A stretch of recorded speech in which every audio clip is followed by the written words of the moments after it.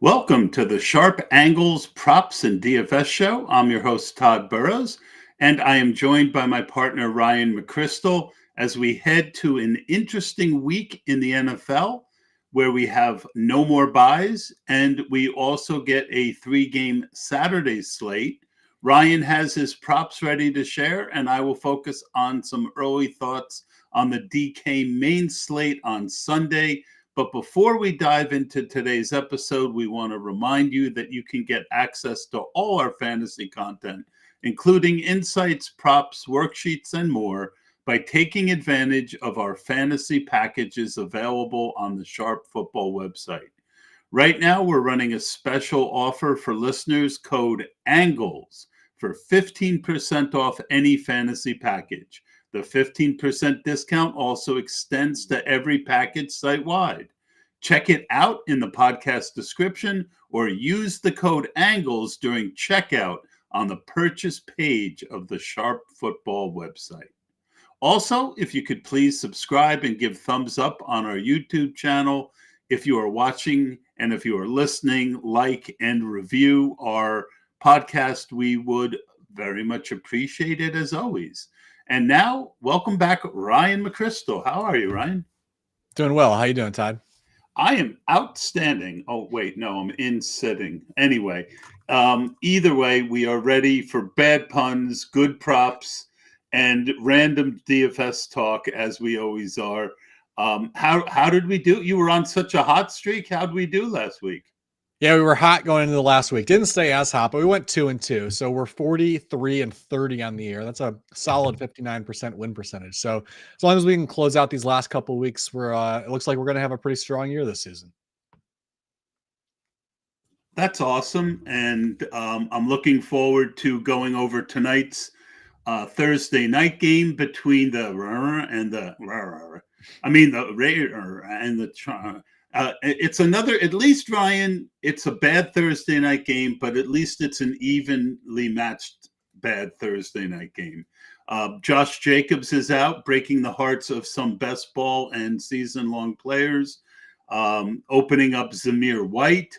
But I am interested in hearing who your prop for the Thursday night game is. Yeah, I'm excited for Easton Stick's first start, and so I'm going to take one of his props. I'm going to be on the over on his rushing yards. This has been an interesting prop to follow this week because there was no line available on it until late this morning, which was kind of surprising because we knew there was no injury issue. We knew he was going to start. The line then opened up at 10.5 yards on DraftKings, and within minutes had started climbing because some of us, myself included, were eager to jump on the over at 10.5 rushing yards for Easton Stick. It jumped up to 19.5 at the highest point that I saw as of just before our show started. It was at 17.5. If you haven't taken it yet, I would still take it at 17.5. I think, I don't love it as much as I scrambled to bet the over on 10.5 rushing yards, but at 17.5, I still like the over if that's the best that you can get right now. I think one of the reasons why it came in very low at the start and is still at a pretty reasonably low number is that he had 0 rushing yards last week while playing, just slightly over half the game. But you have to remember that was, of course, the game plan was all about Justin Herbert. He didn't want Easton Stick to play in that game, obviously. So, the quarterback run game is not a part of their offense. But Easton Stick ran a lot in college. He actually had 500-yard rushing games as a college quarterback. And that's with college rules where sacks count against you in rushing yards. So, he is definitely a dangerous runner. And we've seen him run a decent amount in preseason too. I went back to all of his preseason games, and for every 35 dropbacks he takes, which is, roughly a full game's worth of action, for every 35 dropbacks, he's ran for 28 yards. So we've seen a pretty good pace in the preseason games that he's had. And then you also have to factor in this is an absolute must win for the Chargers. I mean, the coaching staff knows they're on the hot seat. Why would you not pull out all the stops? If you've got a quarterback who gives you the ability to sort of change up your offense from what teams have seen from you in the past, especially in a division game like this, give the team something different to look at. They're not used to playing you with a running quarterback. So dial up some quarterback runs, have a few plays in there they've never seen from you before. It just makes too much sense for them not to do that. And if they don't do it, then the staff will get fired, and very, very deservingly so. Yeah, and I'm old enough to remember when Brandon Staley was considered a hot new hire, and all the analytical guys were fawning over him his first year because he was going on all these fourth downs and seemed to be embracing analytics, and he has definitely been thrown off the bus and rightfully so. He has not done a great job, and the Chargers just can't seem to put it together. They always seem to have more talent than wins, and they've changed coaching staffs multiple times, and it feels like Groundhog Day, the movie, where no matter who's on the sideline, who the quarterback is, they're somehow blowing a game late blowing a game in the fourth quarter, conservative play, all the way back to the last real good coach they had, which was the late Marty Schottenheimer, Ryan. Yeah, it's crazy. I mean, this goes back about as far as I can remember for the Chargers basically having the same storyline. Almost all of Philip Rivers' career was like this.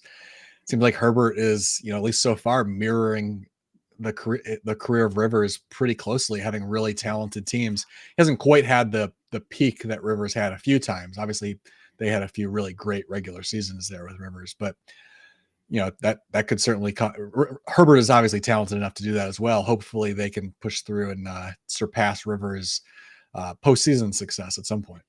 Yeah, one of the real plot twist changes of the year was that Kellen Moore was the donkey and Mike McCarthy was the sharp. Not many people saw that coming. I'm hoping for a big Cowboy week. I got a lot wrong this year, but one thing I got right was Dak Prescott being my most owned quarterback. So hoping that it's a good spot against the Bills this week, and hopefully it goes nuclear. I got one up on my props last week by taking Mitch Trubisky over rushing, and I think he got it before either one of us actually sat down to watch the game, Ryan. I remember texting you, and you were like, I didn't even start to watch it. And I'm like, me either. So that's good. I've got two for tonight. Always interested to hear your thoughts. We saw Easton Stick drop the ball off to Austin Eckler. With Keenan Allen out, I got early over 3.5 receptions and over 26.5 yards receiving for Eckler. I almost said Kamara. I really feel like, I was more worried about the 3.5 than I was the 26.5, but with that was before Keenan Allen was ruled out. So I feel pretty good about those two. Your thoughts? Yeah, absolutely makes sense, especially for people like you who got in early before the Allen news was official. It absolutely makes sense that would be Allen is often used in sort of the short, quick passing game, which is obviously a part of, Eckler is obviously a role in that as well. So you take Allen out, Eckler is likely to benefit from that. So it's a really logical pivot to Eckler. Yeah, and he had Eckler had a 20% target share last week, which is one of his higher on the season, much more in line with his historical. And, one thing we've seen from team to team to team, when these backup quarterbacks come in, a lot of them will drop off to the ball. They're quick to drop off the ball to the running back. So we'll see what happens with that one. Let's move on to the rest of your props. Oh, wait, it looks like I have last week's props here. Oh, no, it's just DeAndre Hopkins, the longest reception over again, Ryan. Yeah, we're sticking with it. I'm feeling really good about this one now because, we started playing the over on Hopkins' longest receptions back when Levis took over because he just wants to launch the ball downfield. He's got just sort of that attitude that he's going to take shots whenever he can. And we lost a couple, I think it was maybe his second and third start or his third and fourth start, maybe, where we lost this prop. And so it didn't get off to a great start, but we've now won it a bunch of weeks in a row. And the over on Hopkins' longest reception is 5-2 now, with Levis at quarterback. And there's no reason to stay away from it because he continues to throw deep, and the lines haven't really adjusted yet, which is great because we've got a really favorable number again this week at 22.5 yards for Hopkins' longest reception. That's an easy bet on the over given how he's been used. He actually had 3 different receptions that went over his line last week, so that was a very easy win. And, like we've talked about the past few weeks, Levis throws downfield at the highest rate in the league. 31% of his attempts are 15 or more yards downfield. Basically, 1 out of every 3 throws, he's taking a shot of at least 15 yards. The next highest rate in the league is 24% for CJ Stroud. So he's in his own category as far as taking shots downfield. And obviously, Hopkins sees most of those targets. In fact, since Levis took over, nobody has seen more targets than 15 or more yards downfield than DeAndre Hopkins. So with this line still sitting at just 22.5 yards, it's an easy bet for the over. There's no reason for us to get off this yet. Yeah, I agree 100%. Our next one is a guy I played very heavy in DFS last week. And we'll talk about his quarterback during the DFS segment. But DJ Moore, tell us where you are with DJ Moore this week. Yeah, DJ Moore. DJ Moore, or is it DJ? No, we're going with Moore. DJ Moore. DJ Moore. 5.5 receptions or lower is where I'd like to take it. There's no line for it right now because he is dealing with an ankle injury that appeared to pop up during the game at some point last week. It seemed like he finished the game. So it looks like it's something he's probably capable of playing through. And I think there's a pretty good chance he's going to suit up, even if he's not 100%, given the fact that the Bears are technically kind of in the race. Their record wouldn't really indicate it, but with 4 games to go, they've got the Browns, Cardinals, Falcons, and Packers on the schedule. So it's a winnable stretch. Winning out is not completely out of the question for the Bears. And so it seems like they have the attitude that this, their playoff start right now. And so I would assume Moore is going to play. So we're going to take the over on his receptions at 5.5 or lower. And this is really all about the Browns defense, as we've been playing this a few times. We're 4-1 on the year playing receiving props against the Browns. And as we've talked about before, the reason we like this, the Browns use man coverage at the highest rate in the league. 43% of the time they're in man coverage. League average is 24%. So when teams have a different distribution between man and zone coverage, when they play the Browns, we have a chance to gain an edge because we can anticipate a different target share breakdown their season totals might look like. And that's definitely the case with the Bears. When Justin Fields is at quarterback, DJ Moore's target share, 24.5% against zone, 38.2% against man. So a really significant jump when they're in man coverage. We expect they're going to see man coverage at a very high rate against the Browns defense. So we should expect Moore to be peppered with targets this week. That team, one of those season-long teams I was telling you about, has DJ Moore. So I am hopeful for a good week. And the next guy is a wide receiver in one of the high-scoring games of the week. Tell us about your Brandon Aiyuk prop. Yeah, Brandon Aiyuk, longest reception over 26.5 yards. This is another trend that we've been playing based on the defense. They're going up against the Cardinals. We are 3-0 this year when playing longest receptions against Arizona. We've been trying to pick out these receivers who see a high rate of downfield targets when they're going up against the Cardinals because Arizona allows a league worst 61% completion rate on throws of 15 or more yards. League average is 44%. So they're dramatically worse than the average defense. Aiyuk, he definitely fits in the category of a guy who sees a high rate of downfield targets. 44% of the Niners targets at 15 or more yards downfield have been to Aiyuk. And he sees an average of 2.8 per game.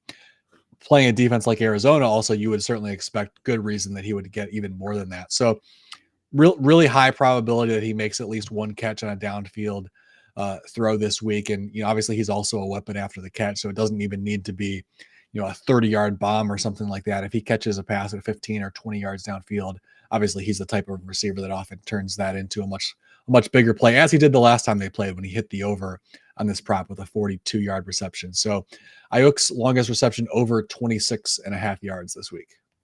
So are you Gibbs or are you Take?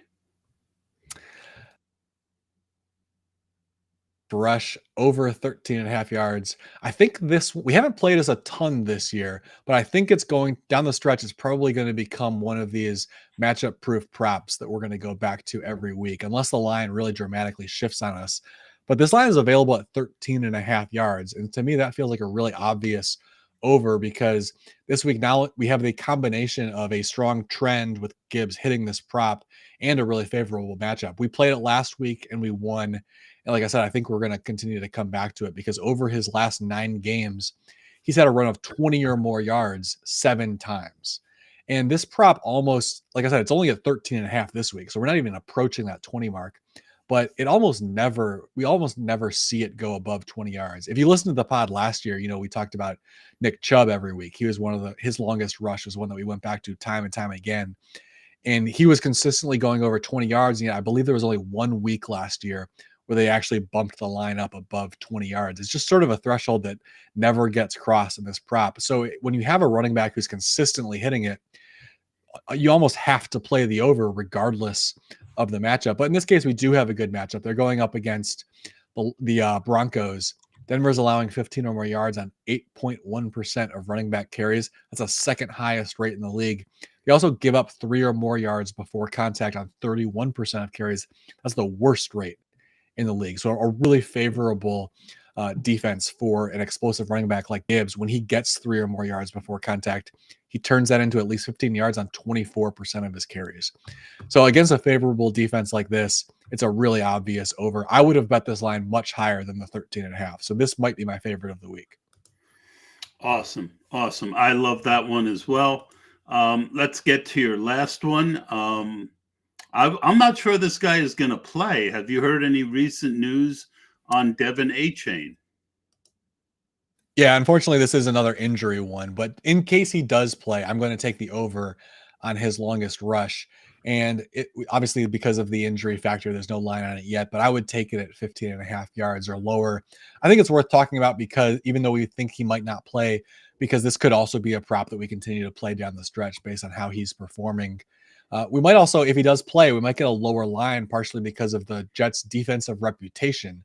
Obviously, this is one of the better defenses in the league, but in this particular prop, I don't think we have to be scared of them. The Jets allow 3 or more yards before contact on 25% of carries. That ranks 25th in the league. So they are allowing some open running lanes at a pretty high rate. And untouched yards for a runner as explosive as Achane is, the over is an easy bet against this type of defense. So he gains 15 or more yards at the league's highest rate on 14.3% of his carries. Their rate jumps to 25% when he has 3 or more yards before contact. So this would be a really good matchup for him if he does play. He's been hitting the over pretty consistently this season on this prop, and we think we have a favorable defense. So, even though we think we might not get him in action this week, it's worth talking about because if he does suit up, it's a pretty easy decision to bet the over, and we may continue to revisit it in weeks, the rest of the season. Brian, let's step back a second. I'm so used to having games that are not close. I'd like to know who you think's going to win the Thursday night game. For a second there. Sorry, you cut out for a second there. Okay. Did you ask about the Thursday night game? I did. Who you got? Yeah. I'm going to go with the Chargers. I think Easton Stick is going to play better than a lot of people are expecting in this matchup. He's been in the league a while now, even though we haven't seen him. And for the Chargers to keep him around, obviously there's something they like about him. And as I mentioned at the top, the reason why I'm betting the over on his rushing yards prop is I think that they have the ability to use his athleticism to their advantage and change up the offense a little bit, give the Raiders a look that they haven't really seen from them and haven't been able to prepare for. So I think the Chargers pull this one out. I'll go Chargers 24, Raiders 20. All right. I just want to remind everyone before we transition over to DFS that, again, if you want to get 15% off all our things on the Sharp Football website, you can use the code ANGLES. You go on and the discount extends to every package site-wide. Check it out in the podcast description or use the code ANGLES during checkout on the purchase page of the Sharp Football website. All right, Todd, let's jump over to the DFS conversation now. And I know before we really dive into the position by position breakdown, you wanted to sort of just touch on the slate as a whole. So what are some of your early thoughts on how you're going to approach this slate in the big picture? Yeah, it's a really interesting week where pretty much every game in the early window is got a total of 41 or over. and all three of the games in the later window almost have about a 50 total. So it opens up a lot of opportunities to be strategic. If you really should be doing late swap and trying to maximize, take teams that aren't doing well and go to less owned plays. So the early slate is a great way to get information. And I am going to really probably limit um, my early ownership to lesser owned guys. Not exclusively, but for the most part. Where I think I'm going to also differentiate is because all the low owned games are early. I think I'm going to mix up a lot of defenses, and that way, if one of those defenses happen to get a 25 to 30 point week, I'll be able to have my choice of how I want to play the late slate and a lot of those players in the late slate. So I wanted to talk about that. Yeah, that's pretty much it. Yeah, it makes sense. It's nice when we have an opportunity to sort of change up our strategy a little bit in a unique week like this. So let's now go into our position breakdowns. With that in mind, how are you going to attack the quarterback position? At least your early thoughts on this. Yep. And remember, on Thursday, we only have first run of ownership projections. They can change a lot, and that a lot of these thoughts are based on where they sit now. One that's probably not going to change is that Matt Stafford is going to be massively owned. And for a quarterback, that's going to be about 20% owned at $6,000. What's interesting is that his running back is also going to be chalk. And I know that Stafford does throw to Kyren Williams, but in general, I think that it's kind of an interesting way that you can play it, which is to play two of Puka, Kupp, and Kyren without Stafford. Remember, Stafford, as good as he's played lately, has never been. He's always been more of a consistent scorer than a spiky scorer. And when you take a guy like that who doesn't have the rushing upside, and you're playing into ownership and you're not really getting a great discount, that tends to be a situation, Ryan, that I'm going to be under. In the same game, Sam Howell is the second highest value. I'm sure I will play Howell, but he isn't cheap like he used to be, and he's still hard to stack with four legitimate guys that could fill the two slots that you need to have. I expect about a 15% ownership on him, which is about what we're seeing early. We're also seeing 15% on Josh Allen and Brock Purdy in the late games. Allen's 8,200, Purdy 6,800. What's shocking to me, Ryan, early is that Dak Prescott right now is showing a quarter of the ownership of Josh Allen in the same game, and Dak is cheaper at 8,000. If that happens to stay the same, I'm going to have a lot of Dak Prescott this week. I do like Josh Allen as well. Jordan Love is getting 10% ownership. I think something's going to have to give, but I think he's going to be popular as well. He's in a great matchup, and he certainly is in the mix for me as a possible guy to be over on. I'm going into a lot of quarterbacks this week because it's really kind of the key. We have some explosive quarterbacks in bad matchups. I like Justin Fields at 7K and 2% ownership. We haven't seen the 40-point game from Fields this year, but it certainly is still possible. And last week he was the chalk, and we've seen Cleveland get beat a few times. So the fact that Fields is going to be low owned because they're playing Cleveland on a week where, most of the chalk are guys that don't have the rushing upside Fields has, And the last name I'm going to throw out there, Ryan, is Tommy DeVito at 5K. Right now, about 2% ownership. Guys playing in a dome. He came out last week, ran the ball a lot more, 70 yards rushing. And I really like the comment that Brian Daboll made. You know, a lot of it with these backups is does the coaching staff trust them enough to give them the ability to play and not be ultra conservative. Well, we've seen DeVito really stand up last week, especially. You've got the rushing upside. They're playing in a dome. I can't swear that I'm going to be on him by the time we get there, but I think naked Tommy DeVito, where you don't play the chalky Wan'Dale Robinson, is certainly in play on this week. Your thoughts on my multitude of quarterback options? Yeah, a lot of options there this week. I definitely like your thoughts on Justin Fields. I think that's a really obvious spot to target a quarterback when you have a guy who's going to get less of a roster share because of the defense. But the running quarterback like Fields, he could have a huge game against any defense because no defense is consistently always going to shut down that type of runner. If he gets loose, it can take one or two big plays and suddenly, his fantasy score skyrockets. And there's just no defense that's necessarily built to completely shut that down every time. So he has a huge ceiling against everybody. So if the defense is pushing his roster share down, I think it's an obvious opportunity to be over on him. Also 100% on board with your thoughts about Dak Prescott. The fact that he would have, you can make a good case why both he and Josh Allen are, quarterbacks to target this week, obviously.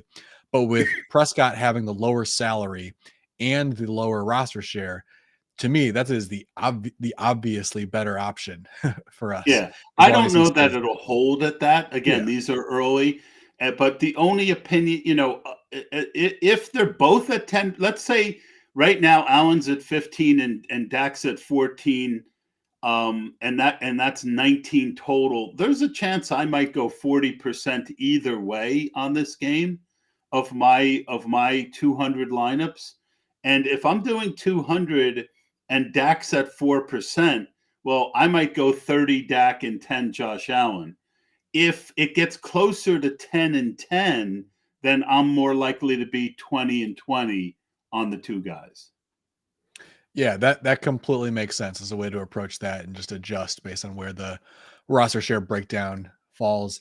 One other guy I wanted to mention, I can't remember if you mentioned him in your long list of guys, but Will Levis, I would imagine, is one that people might be thinking about in that Titans-Texans game. Obviously we already talked about him. I did forget to mention him among my multitude of things I wrote down. Well, we'll throw one more in there then and talk about Will Levis for a second. If Stroud were to play, I think you could justify playing Levis because that game would have shootout potential. And with the rate that he throws downfield, like we already talked about, he could certainly put up a huge number in a game that turns into a shootout. If Stroud doesn't play, I would probably stay away from Levis because that might end up just being a really easy win for the Titans because there's no Tank Dell. The Texans might also be without Nico Collins. So if they're playing Davis Mills at quarterback without Dell and Collins, they're going to have a real hard time doing anything, especially when you factor in the Titans' run defense is pretty strong too. That could just turn into a game where the Titans get up by 2 scores early on and they just grind Derrick Henry and Tyjae Spears all game. And Levis just doesn't get an opportunity to do anything. So that would be one that I would certainly consider, but only if Stroud were available. And otherwise it's a hard pass for me. Yeah, and he hit his head pretty hard. We've seen a couple guys come back, but not ones who got dinged up like Stroud. I don't expect them to play, but obviously, if he does, then it does open up Will Levis, and that's why I wasn't really mentioning Will Levis because, and I'll talk more about that in our next section.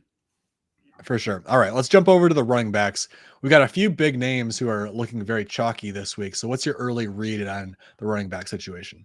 Well, the biggest value and the most owned guy right now is Kyren Williams in a nut matchup. I mean, the workload is there. The talent is better than we thought it was by pure analytics.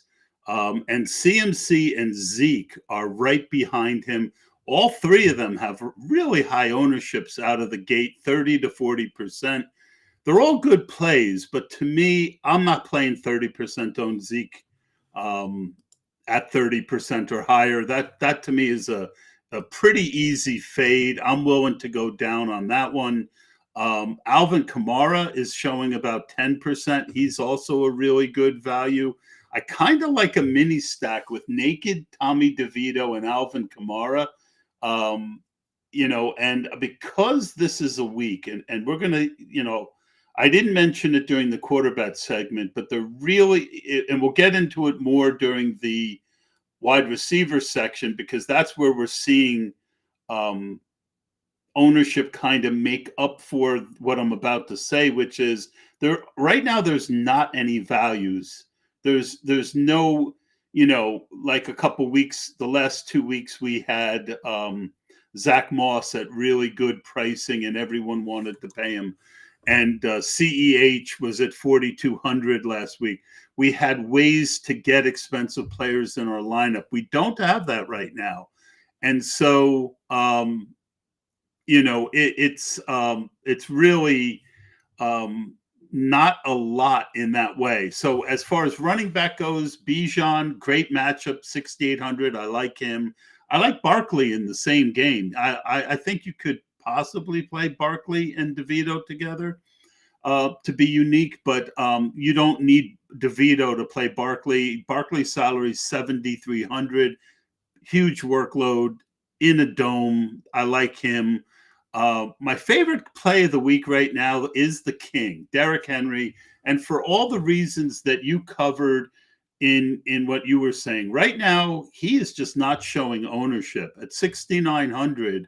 If CJ Stroud doesn't play, I think we might see the last really big Derrick Henry explosion week where, if he gets the ball 30 times, 25 times, I really like him. I faded him in best ball, and it's a tough matchup, but as a salary saver, $5,700. I like the role for James Conner. James Cook is very interesting to me, 6,300. If they had continued to play him in the passing game in the second half, like they had in the first half, he would be uber chalk as well this week. But the fact is that they didn't. Dallas, with their pass rush, I feel like that, that could lead to a lot more James Cook in the passing game. I think he is interesting at lower ownership. And the last guy I will mention is Raheem Morris, who's showing no ownership right now, especially if Achane and Tyreek Hill either are missed or it's pretty obvious that they are banged up still. Yeah, I echo what you said about James Cook. That's a frustrating one, because if I trusted the Bills coaching staff, I would say absolutely he should be on rostered at a very high rate this week. But they seem to struggle with the concept of just giving the ball to your best players. It's been a struggle for the Buffalo staff this year. The other one that I wanted to follow up on too is Ezekiel Elliott. I know you said that you're sort of probably shying away from him based on the fact that his roster share is so high. This almost feels like, given where his salary is at and given the matchup that he's in and the usage we've seen from him last week, I think it's going to be hard not to roster him, because the Chiefs, they have no run defense. And I think Ezekiel Elliott, obviously he is not the same guy he was a few years ago when he was, arguably the best back in the league. He's nothing close to that right now, but what he's lost essentially is the ability to be explosive. He doesn't have that explosive ability. He's just someone who grinds it out. But the Chiefs, they're going to let him be explosive because they can't get to him in the backfield. And that's really been the weakness for Elliott, is when he's trying to fight through early contact. He's strong enough to pick up a couple yards, but he lacks that explosive ability that he used to have to break off long runs after breaking a tackle. The Chiefs make contact at or behind the line of scrimmage the second worst rate in the league. And if you give Ezekiel Elliott space, he can still move well enough to be productive. When he's not contacted at or behind the line of scrimmage, he's averaging 5.8 yards per carry. So if they lean on him as much as they have shown they're willing to do right now, without Stevenson back there, he should have a really nice game against this Chiefs defense. So the fact that his salary is not up there with the other guys who are likely to see a huge workload, I think that, even with a high roster share, it's worth having exposure to him this week, because he could put up a monster game. I'm not going to fade him, but he's showing 40. I'm thinking 20 now, but you certainly gave me more to think about, and that's why I like running these thoughts by you. Yeah, I mean, it's certainly not as easy as it would be if you were expecting, 15% roster share or something like that. You certainly have to think harder when he's going to have such a high. But I wanted to point out those numbers because I don't think it's as easy a fade as it might be for somebody else seeing a really high roster share, or even if it were just a different matchup for him, it would be a lot easier to fade him. But the Chiefs, man, they're bad. They're really bad. The run defense has been a big reason for their struggles. All right, let's jump over to the wide receivers now. We've got an interesting mix of both popular, what should be some popular high salary and low salary guys this week. So what's your early breakdown here? Well, the first one is that jumped off the page at me was CD Lamb at 15% owned. I mean, that to me is a smash the over. But we run into, again, how do you pay for it? Well, maybe you do have to play Zeke Elliott. Maybe you do have to go with two lower priced running backs to fit everyone else you want at other positions. But I mean, where we're seeing the ownership is at wide receiver. Now, I like Wan'Dale Robinson, and he certainly played amazing last week, but I'm never going to take a wide receiver at almost 40% ownership, especially one with, now I'm going to say it the other way, with Tommy DeVito at quarterback. There's just way too many ways where he doesn't crush at 3,700. The other guys who are seeing double-digit ownership that are lower priced, Dontavian Wicks, Demarcus Robinson, I mean, those guys are, and there's one or two others like Slayton showing 10% ownership. And the reason for it is because we're not finding value anywhere else. And I think it behooves you to find and look for other ways to get around that and not play, one or two really sketchy, guys who have a really hard time getting to 15, 20 points in your lineup, regardless of their salary. Now, there are a couple other lower price guys that you can look at, but they're ugly too. Curtis Samuel, I think at 4,600. Treylon Burks is back 3,000. They had some things for him last week. Jalen Hyatt at 3.2, Devontae Parker at 3.5. I still think that you're better off trying to find other roster constructions that don't lean so heavily on the cheap wide receivers, but those are some guys with lower ownership who aren't that far off from the guys who are going to have ownership. Jaden Reed at 4,900. I think he's a guy that I would be way over on. That is a very good price for him with Christian Watson out. And now AJ Dillon looks like he might be out. I'm not sure about Aaron Jones. So other than that, ownership is pretty spread out with only Garrett Wilson showing over 20%. Again, I think that's, again, people looking for lower salaries and with guys who have upside to make it work. A lot of my wide receivers, Ryan, are going to be mixed in game stacks. I'm going to be really careful with my rules in the optimizer this week so that I'm not leaning so heavily on these low-price wide receivers.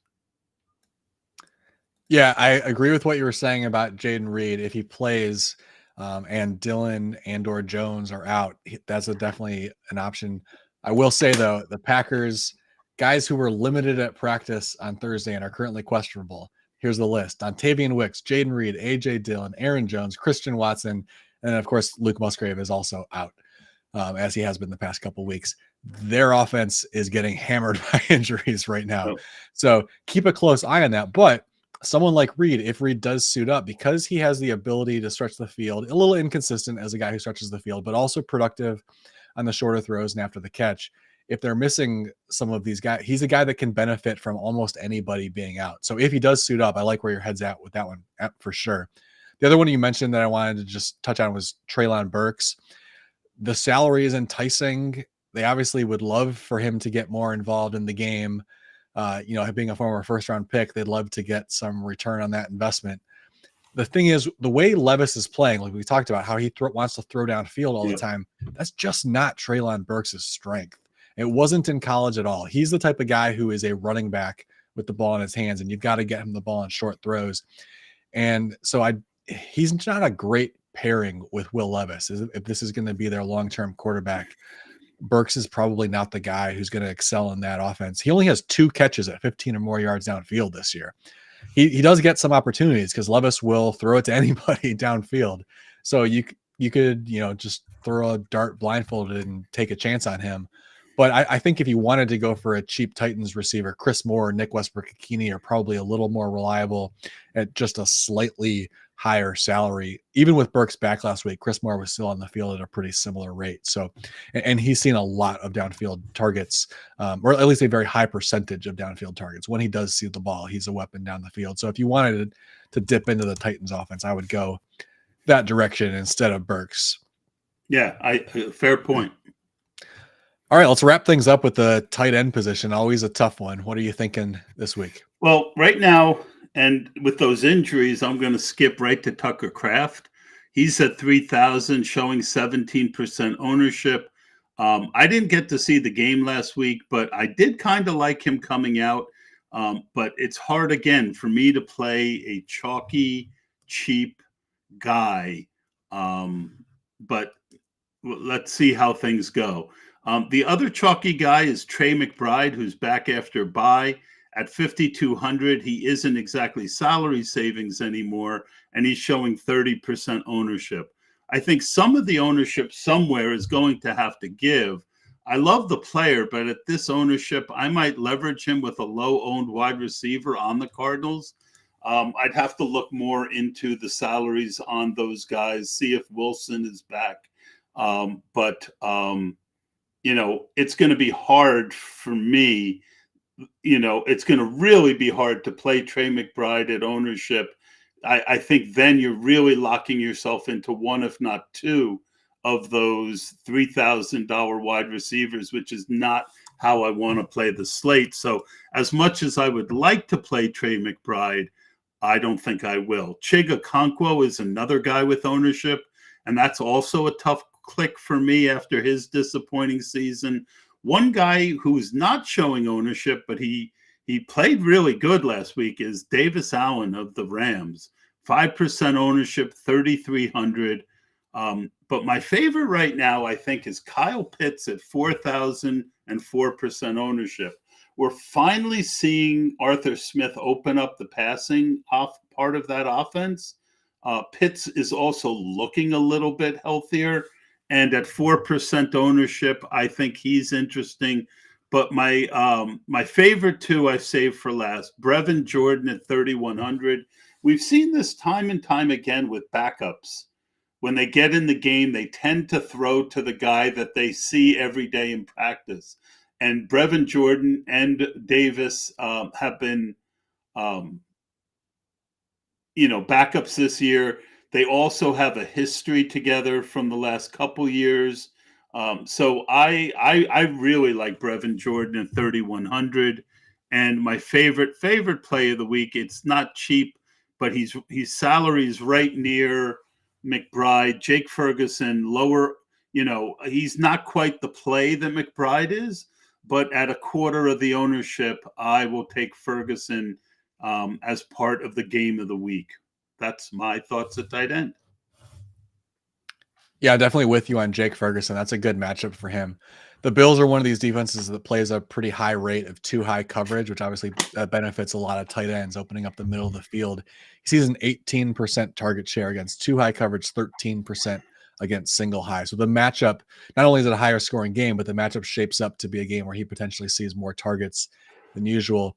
The one you mentioned that I would maybe suggest staying away from is Davis Allen. Obviously, he's on the lower end of the salary spectrum, so there's some interest there after how he looked last week. But I would say if you weren't interested, if you weren't going to play Tyler Higbee in this matchup, I wouldn't play Davis Allen either, because you're not saving a ton in salary. It's true. And Allen is not, he's not a dynamic athlete by any means. He's just a possession receiver. So he's going to do, at best, he's going to replicate Higbee, and he may even not be as good of an athlete as Higbee is.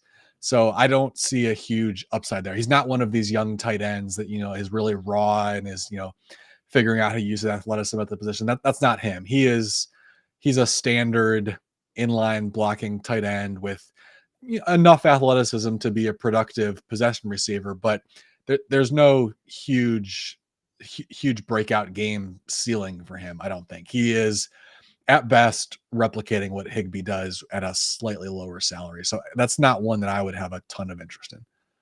I think as most of your points, Ryan, I put these thoughts together. Ownership comes out Thursday morning, and I literally have like 20 minutes to do it before I have to get back to work. So I'm always really eager to hear your thoughts. I love your props, everything you do. Definitely follow Ryan on Twitter at Ryan_McCrystal. He is the real deal and a great guy as well. That's going to do it for our show this week. I am looking forward to seeing you again next week, Ryan. And that will do it for the Sharp Football DFS and Prop Show.